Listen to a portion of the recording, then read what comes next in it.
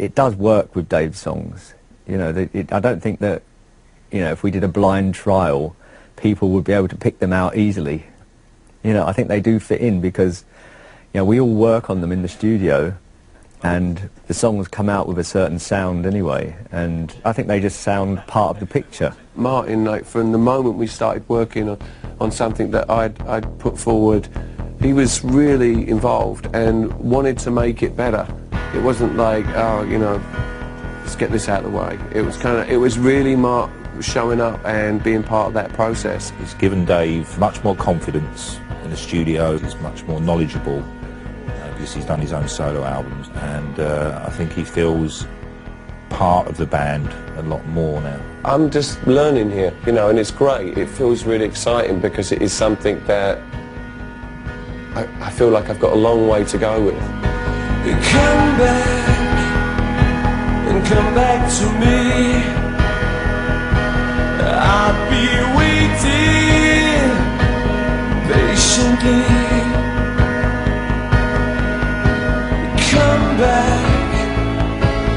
Come back to me. I'll be waiting here patiently. Walking a thin white line between love and hate.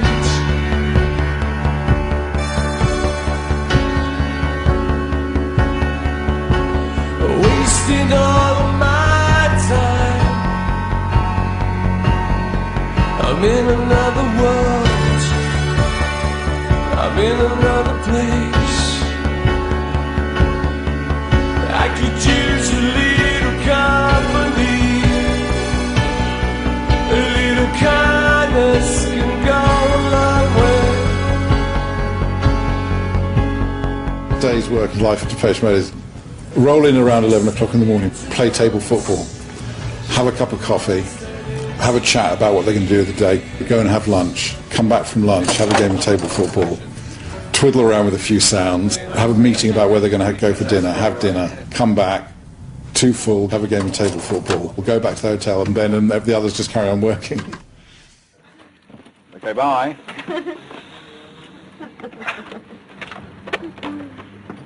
Let's have scores for table football. It doesn't matter, the Jacks.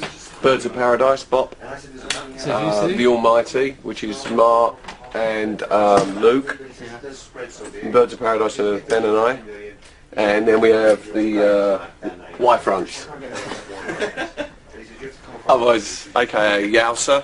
The skid marks. We haven't had a chance to play much, have we, on this session? No, it's not working very well. The tables in it. Well, work keeps getting in the way, which is a pain in the arse. Yeah. Traditionally, we've got to finish this thing. The teams are The Y-Fronts and Birds of Paradise. Boys of Paradise. Boys of Paradise. Depends which way you look at it. Losers and champions. There's a touch.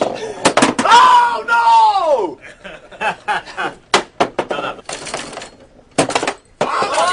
Oh! Unconventional. Oh! Look at that. Yeah! Sorry! Shake it. Clinical. I was doing it on purpose to freak you out. Oh! Yes! Going down! 6-4. Good stuff. Good stuff, son. I like it. Like it's all over. Oh! Unlucky. Oh! That's it! Damn! Yeah! See, and we get into deep ideas with the songs, like the one they're working on right now, as you can see, Make Better. Yeah. And yeah, That may or may not happen, you see. yeah.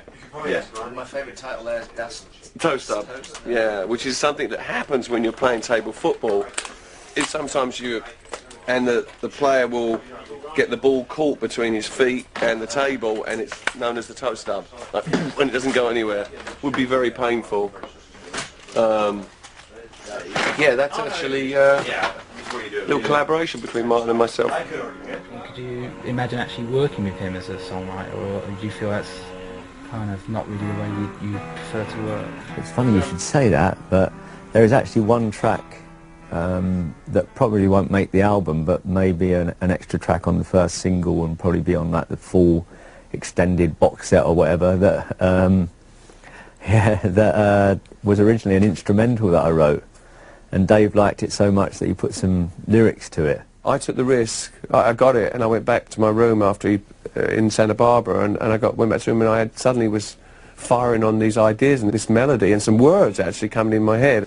And then when I came back to New York, I put loads of vocals on it and vocal melodies, and then when we went back the next time to play each other stuff, I was like, actually, I did this to your song, you know, and mine didn't really say anything, but we recorded it, and it might end up being one of the first collaboration between us, which was done in completely different places, into completely different parts of America at completely different times, but nonetheless it is a collaboration. It's a nice position to be in this time, though, because, you know, we have got, I think, 23 or 24 songs, of which 3 or 4 are Dave's and 20 are Martin's, you know. And fortunately, the quality goes, well, it's bad and good, actually, because the quality goes so, I mean, there's going to be a few songs that are really good, relegated to the subs bench.